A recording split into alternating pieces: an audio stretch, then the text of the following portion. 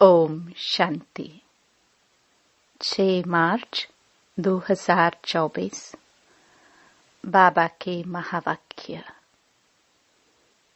मीठे बच्चे, तुम्हारी अब वानप्रस्थ अवस्था है, क्योंकि तुम्हें वाणी से परे घर जाना है।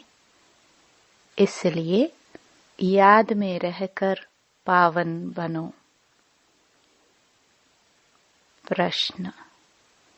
ऊंची मंजिल पर पहुंचने के लिए किस बात की संभाल जरूर रखनी है? उत्तर। आंखों की संभाल करो। यही बहुत धोखेबाज है। क्रिमिनल आंखें बहुत नुकसान करती हैं।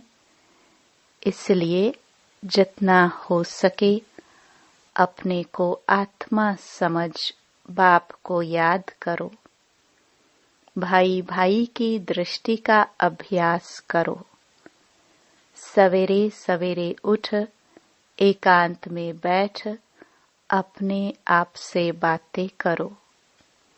भगवान का हुक्म है, मीठे बच्चे, काम महाशत्रु से खबरदार रहो। ओम शांति। मीठे मीठे रूहानी बच्चे यह तो समझ गए हैं, क्योंकि यहाँ समझने वाली ही आ सकते हैं। यहाँ कोई मनुष्य नहीं पढ़ाते हैं, यह तो भगवान पढ़ाते हैं। भगवान की भी पहचान चाहिए। नाम कितना बड़ा है, भगवान, और फिर कहते हैं नाम रूप से न्यारा। अब है भी जैसे प्रैक्टिकल में न्यारा। इतनी छोटी बिंदी है, कहते भी हैं आत्मा स्टार है। जैसे वह सितारे छोटे तो नहीं हैं, यह आत्मा स्टार तो सच सच छोटी है। बाप भी बिंदी है। बाप तो सदा पवित्र है। उनकी महिमा भी है ज्ञान का सागर, शांति का सागर। इसमें मूंझने की कोई बात नहीं। मुख्य बात है पावन बनने की। विकार पर ही झगड़ा होता है। पावन बनने लिए पतित पावन को बुलाते हैं, तो जरूर पावन बनना पड़े ना। इसमें मूंझना नहीं है। जो कुछ पास्ट हुआ, विघ्न आदि पड़े, नई बात नहीं है। अबलाओं पर अत्याचार होने हैं, और सत्संगों में यह बातें नहीं होती हैं। कहाँ भी हंगामा नहीं होता। यहाँ हंगामा खास इस बात पर ही होता है। बाप पावन बनाने आते हैं तो कितना हंगामा होता है। बाप बैठ पढ़ाते हैं। बाप कहते हैं मैं आता भी वानप्रस्थ अवस्था में हूँ। वानप्रस्थ अवस्था का कायदा भी यहाँ से ही शुरू होता है। तो वानप्रस्थ अवस्था वाले जरूर वानप्रस्थ में ही रहेंगे। वाणी से परे जाने के लिए बाप को पूरा याद कर पवित्र बनना है। पवित्र बनने का तरीका तो एक ही है। वापस जाना है तो पवित्र जरूर बनना है। जाना तो सबको है, 2-4 को तो नहीं जाना है। सारी पतित दुनिया को बदली होना है। इस ड्रामा का किसको भी पता नहीं है। सतयुग से कलयुग तक यह ड्रामा का चक्र है। बाप कहते हैं अपने को आत्मा समझ बाप को याद करना है, और पावन भी जरूर बनना है। तब ही तुम शांति धाम और सुख धाम में जा सकेंगे। गायन भी है, गति सद्गति दाता एक ही है। सतयुग में बहुत थोड़े होते हैं और पवित्र होते हैं। कलयुग में हैं अनेक धर्म और अपवित्र हो पड़ते हैं। यह तो सहज बात है और बाप पहले से ही बता देते हैं। बाप तो जानते हैं कि हंगामा होगा जरूर। न जाने तो युक्तियां क्यों रचे कि चिट्ठी ले आओ कि हमको ज्ञानामृत पीने जाना है। जानते हैं यह झगड़ा होने की भी ड्रामा में नोंद है। आश्चर्यवत अच्छी तरह पहचान कर ज्ञान लेते, औरों को भी ज्ञान देते, फिर भी अहो माया, उन्हों को तुम अपनी तरफ खींच लेती हो। यह सब ड्रामा में नोंद है। इस भावी को कोई टाल नहीं सकता है। मनुष्य सिर्फ अक्षर कह देते हैं परंतु अर्थ नहीं समझते हैं। बच्चे, यह बहुत ऊंची पढ़ाई है। आंखें ऐसी धोखेबाज हैं, बात मत पूछो। तमो प्रधान दुनिया है। कॉलेजों में भी बहुत खराब हो पड़ते हैं। विलायत की तो बात नहीं पूछो। सतयुग में ऐसी बातें नहीं होती। वो लोग कह देते सतयुग को लाखों वर्ष हो गए हैं। बाप कहते हैं कल तुमको राज्य भाग्य देकर गए थे, सब कुछ गवा दिया है। लौकिक में भी बाप कहते हैं इतनी तुमको मिल्कियत दी, सब गवा दी। ऐसे भी बच्चे निकल पड़ते हैं जो धक से मिल्कियत को उड़ा देते हैं। बेहद का बाप भी कहते हैं मैं तुमको कितना धन देकर गया, कितना तुमको लायक विश्व का मालिक बनाया। अब ड्रामानुसार तुम्हारा क्या हाल हो गया है। तुम वही मेरे बच्चे हो ना। कितने तुम धनवान थे। यह है बेहद की बात जो तुम समझाते हो। एक कहानी है। रोज कहता था शेर आया, शेर आया, परंतु शेर आता नहीं था। एक दिन सच सच शेर आ गया। तुम भी कहते हो मौत आया कि आया, तो कहते हैं ये रोज कहते हैं, विनाश तो होता नहीं है। अब तुम जानते हो एक दिन विनाश होना जरूर है। उनकी फिर कहानी बना दी है। बेहद का बाप कहते हैं उन्हों का दोष नहीं है। कल्प पहले भी हुआ था। 5000 वर्ष की बात है।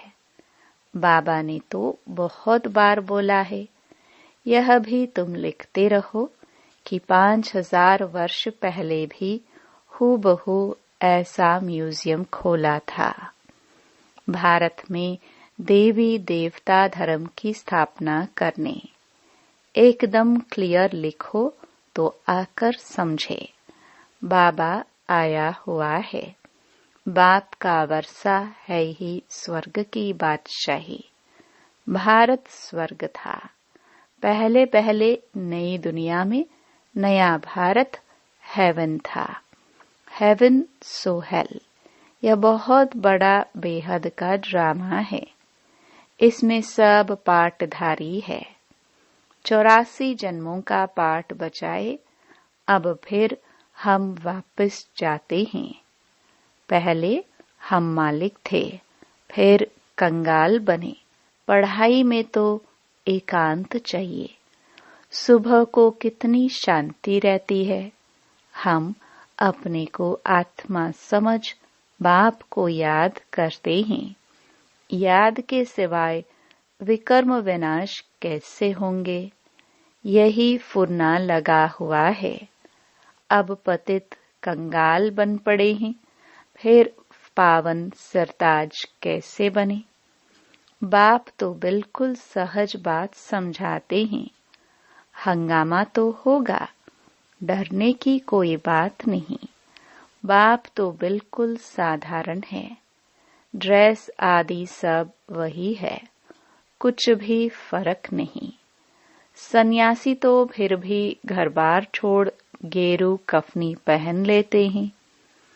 इनकी तो वही पहरवाइश है। सिर्फ बाप ने प्रवेश किया और कोई फर्क नहीं। जैसे बाप बच्चों को प्यार से संभालते, पालन पोषण करते हैं, वैसे यह भी करते हैं। कोई अहंकार की बात नहीं है, बिल्कुल साधारण चलते हैं। बाकी रहने के लिए मकान तो बनाना पड़े, वह भी साधारण।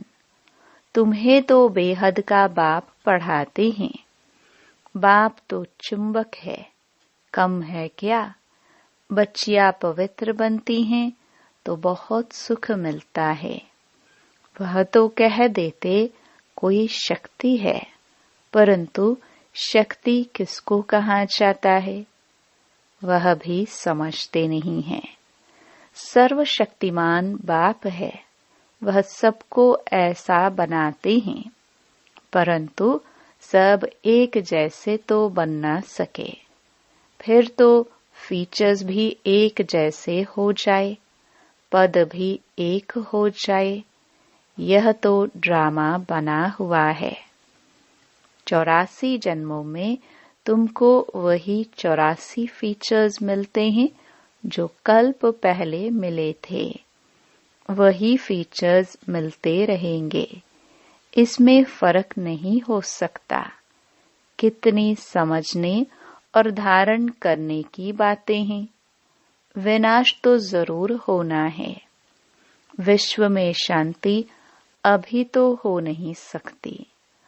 आपस में लड़ते रहते हैं। मौत तो सिर पर खड़ा है। ड्रामानुसार एक आदि सनातन देवी देवता धर्म की स्थापना, बाकी धर्मों का विनाश होना है। एटॉमिक बॉम्ब्स भी बनाते रहते हैं। नेचुरल कैलामिटीज भी होगी। बड़े बड़े पत्थर गिरेंगे, जो सब मकान आदि टूट पड़ेंगे। कितना भी मजबूत मकान बनावे, फाउंडेशन पक्का बनावे, परंतु रहना तो कुछ भी नहीं है। वह समझते हैं अर्थक्वेक में भी गिर न सके, परंतु कहते हैं कितना भी करो, 100 मंजिल बनाओ, परंतु विनाश होना है जरूर। यह कुछ भी रहेंगे नहीं। तुम बच्चे यहाँ आए हो स्वर्ग का वर्षा पाने। विलायत में देखो क्या लगा पड़ा है। इसको रावण का बॉम्ब कहा जाता है। माया कहती है हम भी कम नहीं। वहां तो तुम्हारे हीरे जौहरों के महल होते हैं, सोने की सब चीजें होंगी। वहां तो दूसरा तीसरा माड़ा मंजिल बनाने की जरूरत नहीं है। जमीन पर भी खर्चा नहीं लगता, सब कुछ मौजूद रहता है। तो बच्चों को बहुत पुरुषार्थ करना चाहिए। सबको पैगाम देना है। अच्छे अच्छे पंडे बन बच्चे आते हैं रिफ्रेश होने के लिए। यह भी ड्रामा में नोंद है। फिर भी आएंगे। इतने सब आए हैं, पता नहीं इन सबको फिर देखूंगा व नहीं। यह सब ठहर सकेंगे व नहीं। आए तो ढेर के ढेर, फिर आश्चर्यवत भागंती हो गए। लिखते हैं बाबा हम गिर गए, अरे की कमाई चट कर दी, फिर इतना ऊंच चढ़ नहीं सकते। यह है बड़े ते बड़ी अवज्ञा। वो लोग ऑर्डिनेंस निकालते हैं, फलाने टाइम पर कोई भी बाहर ना निकले, नहीं तो शूट कर देंगे। बाप भी कहते हैं विकार में जाएंगे तो शूट हो जाएंगे। भगवान का हुक्म है ना, खबरदार रहना। आजकल गैस आदि की ऐसी चीजें निकाली हैं जो मनुष्य बैठे बैठे फट से खलास हो जाए। यह सब ड्रामा में नोंद है, क्योंकि पिछाड़ी में हॉस्पिटल आदि रहेंगे नहीं। झट आत्मा एक शरीर छोड़ दूसरा लेती है। दुख क्लेश आदि सब छूट जाता है। वहां क्लेश आदि होता ही नहीं। आत्मा स्वतंत्र है। जिस समय पर आयु पूरी होती है तो शरीर छोड़ देती है। वहां काल होता नहीं। रावण ही नहीं तो काल फिर कहां से आएगा। यह रावण के दूत हैं, भगवान के नहीं। भगवान के बच्चे तो बहुत प्यारे हैं। बाप कभी बच्चों का दुख सहन कर न सके। ड्रामा अनुसार कल्प का 3 हिस्सा तुम सुख पाते हो। बाप जो इतना सुख देते हैं तो उनकी श्रीमत पर चलना चाहिए। यह अंतिम जन्म है। बाप कहते हैं गृहस्थ व्यवहार में रह अंतिम जन्म में पवित्र बनना है। बाप की याद से ही विकर्म विनाश होंगे। जन्म जन्मांतर के पाप सिर पर है। तमो प्रधान से सतो प्रधान जरूर बनना है। बाप है सर्वशक्तिमान अथॉरिटी। जो भी शास्त्र आदि पढ़ते हैं उनको अथॉरिटी कहते हैं। अब बाप कहते हैं सबकी अथॉरिटी मैं हूँ। मैं इन ब्रह्मा द्वारा सब शास्त्रों का सार आकर सुनाता हूँ। अपने को आत्मा समझ मुझे याद करो तो पाप विनाश होंगे। बाकी पानी में स्नान करने से पावन कैसे होंगे। कहाँ छुल्लू पानी थोड़ा सा पानी होगा तो उनको भी तीर्थ समझ झट स्नान करेंगे। इसको कहा जाता है तमो प्रधान निश्चय। यह तुम्हारा है सतो प्रधान निश्चय। बाप समझाते हैं इसमें डरने की बात ही नहीं। अच्छा, मीठे मीठे सिखिलदे बच्चों प्रति माता पिता बाप दादा का याद प्यार और गुड मॉर्निंग। रूहानी बाप की रूहानी बच्चों को नमस्ते। धारणा के लिए मुख्य सार। पहला, भगवान ने जो पवित्र बनने का हुक्म दिया है उसकी कभी भी अवज्ञा नहीं करनी है। बहुत बहुत खबरदार रहना है। बाप दादा दोनों की पालना का रिटर्न पवित्र बनकर दिखाना है। दूसरा, ड्रामा की भावी अटल बनी हुई है। उसे जानकर सदा निश्चिंत रहना है। विनाश के पहले सबको बाप का पैगाम पहुंचाना है। वरदान। ज्ञान अमृत से प्यासी आत्माओं की प्यास बुझाकर तृप्त करने वाली महान पुण्य आत्मा भव। किसी प्यासे की प्यास बुझाना यह महान पुण्य है। जैसे पानी न मिले तो प्यास से तड़पते हैं, ऐसे ज्ञान अमृत न मिलने से आत्माएं दुख अशांति में तड़प रही हैं, तो उनको ज्ञान अमृत देकर प्यास बुझाने वाले बनो। जैसे भोजन खाने के लिए फुर्सत निकालते हो क्योंकि आवश्यक है, ऐसे यह पुण्य का कार्य करना भी आवश्यक है। इसलिए यह चांस लेना है, समय निकालना है, तब कहेंगे महान पुण्य आत्मा। स्लोगन: बीती को बिंदी लगाकर हिम्मत से आगे बढ़ो तो बाप की मदद मिलती रहेगी।